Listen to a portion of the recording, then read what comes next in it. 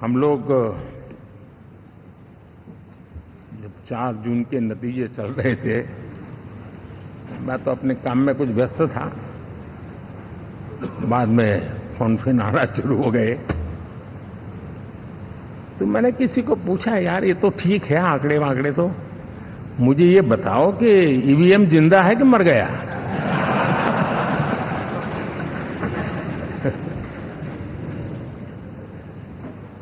क्योंकि ये लोग तय करके बैठे थे कि भारत के लोकतंत्र और लोकतंत्र की प्रक्रिया के प्रति विश्वास ही लोगों का उठ जाए, और लगातार ईवीएम को गाली देना।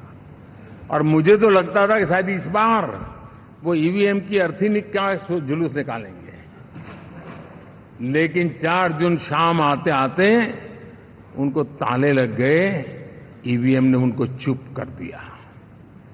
ये ताकत है भारत के लोकतंत्र की, ये ताकत है भारत की निष्पक्षता की, ये भारत की ताकत है भारत के चुनावी तंत्र की, चुनाव आयोग की। और मैं मानता हूं कि ये आशा करता हूं कि 5 साल तो अब ईवीएम शायद मुझे नहीं सुनाई देगा, लेकिन जब 29 में हम जाएंगे तो फिर से शायद ईवीएम को लेकर के नाचने की शुरुआत करेंगे, क्योंकि इनके सुधरने की संभावना बहुत कम है। आप देखिए, चुनाव के समय मैंने पहली बार देखा, शायद हर तीसरे दिन इलेक्शन कमीशन के काम में रुकावट आए, इसके लिए सुप्रीम कोर्ट के दरवाजे खटखटाए गए, भांति भांति की एप्लीकेशन, और एक ही टोली थी।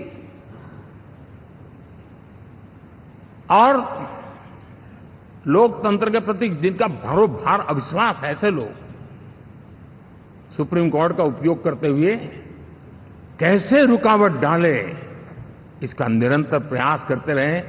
और चुनाव आयोग की ताकत का एक बड़ा हिस्सा अदालतों में, इस पीक अवर्स में, चुनाव के पीक अवर्स में,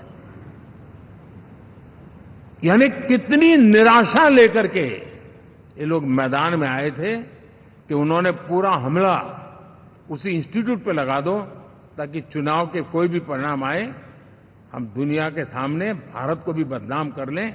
ये षड्यंत्र का हिस्सा था दोस्तों, और कभी भी देश उनको माफ नहीं करेगा।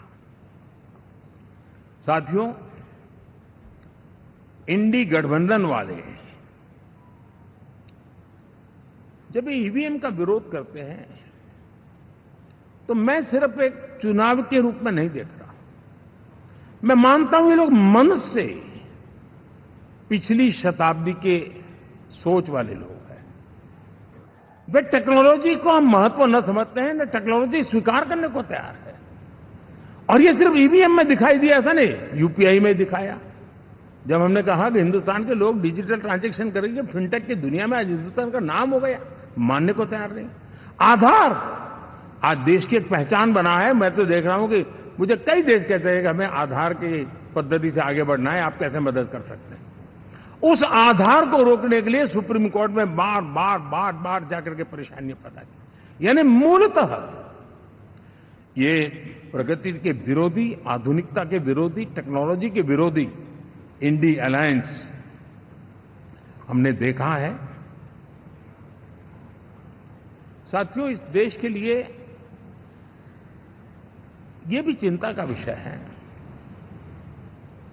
कि विश्व में भारत के लोकतंत्र की ताकत को कम आंकने का प्रयास, और कितना एक्सट्रीम है।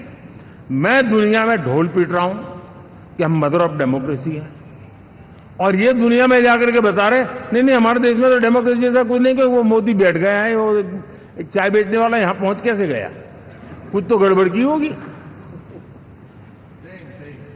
ये जो इनकी मनस्थिति है जी,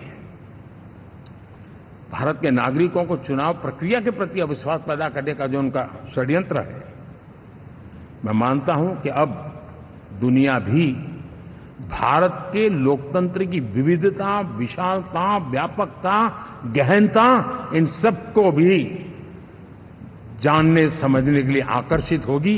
ऐसे ही इस चुनाव के नतीजे में देख रहा हूं। साथियों, जब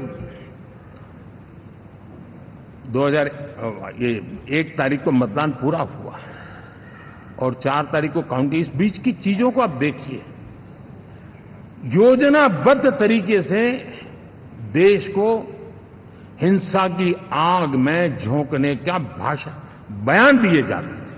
यहां इकट्ठे होना, यहां पहुंचना, यहां करना। कुछ लोग इस चीज को गंभीर नहीं लेते हैं, लेकिन ये बहुत गंभीर है। आप भारत के लोकतंत्र को, पहले उसकी व्यवस्था को अनादर करते हो, अब परिणाम आने से पहले एक ऐसा माहौल बना दो कि बस आग लगा देंगे। हर प्रकार से उन शब्दों का अर्थ यही निकलता है कि उन्होंने देश को उस दिशा में ले जाने का प्रयास किया था। लगातार देश को गुमराह करने का प्रयास किया गया, देश के लोगों को बांटने का प्रयास किया। अरे, चुनाव एक ऐसा लोकोत्सव होता है कि ज्यादा से ज्यादा लोगों को हम जोड़े, तोड़ने के लिए नहीं होता है। लेकिन हर प्रकार से कोशिश यही की गई है।